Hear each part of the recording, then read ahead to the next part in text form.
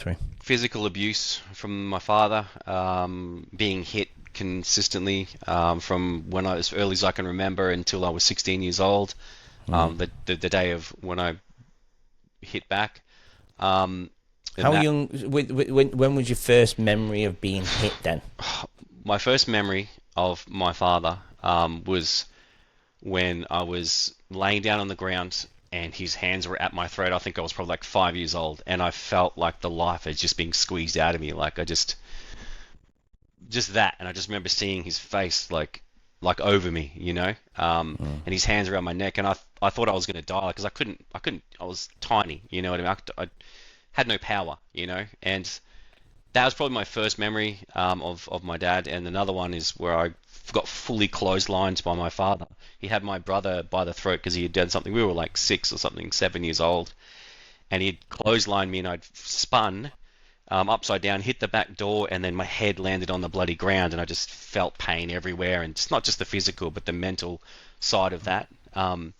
My father fought in the Northern Ireland War, and he suffered major PTSD, and he saw his friend get shot in the face, and he said he had unalived a lot of people during the war, and he never got that sorted mentally, and he took it out on me as a kid. And from when I can remember as a 5-year-old to I was 16 years old, my face was a punching bag. I had cigarette ashtrays, dinner, I'd be put through windows, walls, um, coffee mugs. My dad had this cigar ashtray that was like a half a bowling ball. That shit hurts. So physical abuse was just crazy with me. Was this a daily thing? Well, I not daily, but on the occasion, because if I didn't steer clear of what was going on and not keep out of trouble, not keep be quiet. If I didn't, then I'd cop it, yeah. And if my older brothers, because I was the youngest of, however, five brothers, but there was only three of us in the home at that time.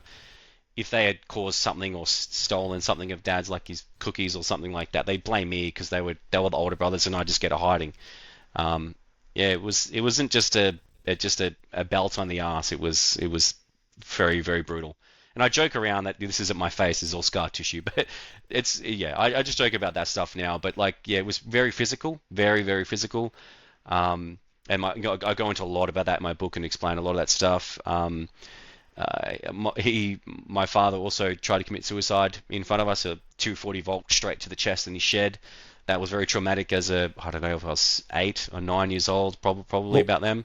What was that in his chest? Sorry. He was in the shed, and Yeah. he plugged a 240-volt power cable into the wall, cut the end Oh. of it, and he just stuck it straight into his chest to electrocute himself. Oh God. Um, Straight on the ground. Paramedics. Yeah, it was pretty brutal. What were you thinking in that moment in time? Because of what you'd been through, were mm, you think was I mean, I don't know if this is a horrible question. I'm just trying to put my head into you yep. and the suffering that you were going through in that time. Was that horrible to see, or were you even getting like a sense of relief, hoping? Nah, definitely not relief. Definitely not relief. It's some part of me was like, he's still my dad. Maybe he could turn his life around. Yeah. And I just still cared, you know. Yeah. And I still care to this. Well, my father passed away a couple of years ago, but I still cared, during that moment, even though all the stuff he had put me through, and I just still cared. I don't know, because I wish I had had a father that was really a father. You know what I mean? Yeah. Loving, caring. Of course. Of Mm. course. Was there any side effects to this? So, were you scared to go into bed? Were you didn't want to get up in the morning? What did Steve go through as a byproduct of everything that you Oh, went through? I stayed in my room as much as I possibly could. My whole childhood is just like a black, grayed out memory, and fear, absolute fear, and choking because my parents chain smoked day and night, and there was always like about a 3 foot fog in our house of all the smoke in the house. You know what I mean? We had a house painted that many times because of all the smoke, and secondhand smoke screws you. Mm. Um, so I always wanted to stay in my room, listen to music, and try and play. I didn't have a lot of toys. We were pretty very poor when we were kids, struggling to. Mum did the best she could. She worked 3 jobs, and my dad never worked. He had an odd job Oh, here and there, but I guess I was in fear a lot. I didn't want to get beaten again, and I just stayed in my room quiet. I never snuck out because I was always in fear of getting an absolute beating if I got caught. Just fear, Yeah. full fear my whole childhood, and that's why I don't like bullies, because I know what fear feels like, and I just hate what it does to people, and it just traumatizes you. Yeah, so the fear, I guess, would probably be the worst. What you just witnessed is only a snippet of our amazing conversation this week.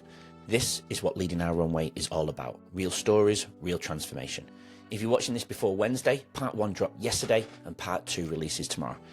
But if you're already here after Wednesday, all parts are available now. Head to YouTube, Spotify, Apple Podcasts and every other major platform and look for the numbers on the bottom left-hand corner of the episode's covers to start with part 1. Trust me, you don't want to miss this incredible journey.